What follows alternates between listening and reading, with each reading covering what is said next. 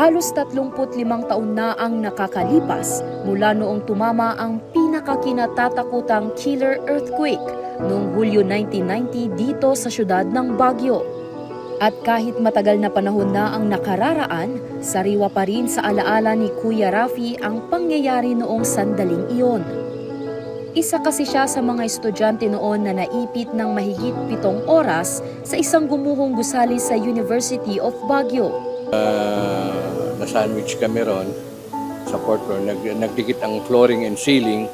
So, dun kami na-trap for so many hours. Sigaw kami na sigaw, naubusan kami ng boses, natutuyang kami ng lalamunan. Yung kausap mo biglang mawawala, hindi namin alam, patay na pala yung pagsasalita niya, nawawala.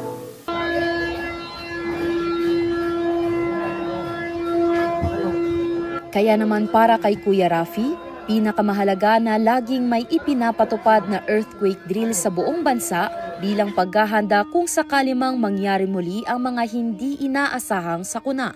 And at the same time, yung tinuturo ng CDRRM at saka ng Office of the Civil Defense ng duck, cover and hold. So sa tingin ko malaking tulong yon. At the same time yung paglabas, yung in order. Yung paglabas sa building, kung meron yung open space, doon sila, etc. So, nakakatulong itong quarterly drill natin.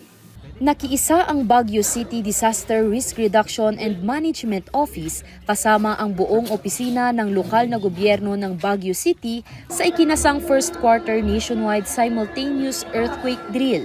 Makalipas ang 1 minutong duck, cover and hold, agad na nagsilabasan ng City Hall ang mga empleyado upang dumiretso sa kanilang safe o evacuation area. Mayroon ding ipinakitang na-trap at nasugatan sa kalagitnaan ng aktibidad na agad namang iniligtas at inagapan ng mga otoridad. Yung capability ng mga trained employees natin sa City Government of Baguio, whereby sila na po yung mga responders sa kanilang mga respective departments. Yan. So sila yung nag-initiate from the incident command system hanggang sa response, sila lahat yung nag-manage. Yun po yung talagang ideal.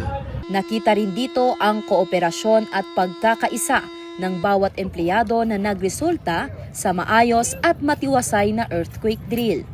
Layunin nito na bigyang kaalaman ang lahat sa mga aksyon na kakailanganing gawin tuwing may lindol. 4 times a year na kinakandak, minimum lang yun. So sana nga dapat monthly magkaroon tayo ng ganito para ma-instill sa atin yung magkaroon tayo ng muscle memory na kung lumindol man, dapat alam agad natin yung gagawin natin. Hindi tayo nagpapanik, instead, chinecheck natin yung sarili natin na safe tayo, hindi tayo maging victim, and dapat tayo yung nakakatulong. Ayon sa CDRRMO, sa bawat sakuna, ugaliing maging ligtas muna ang sarili, gayon din ang kapaligiran bago pag-isipang tumulong sa kapwa. Sandy Salvacio, Balita, Solid North.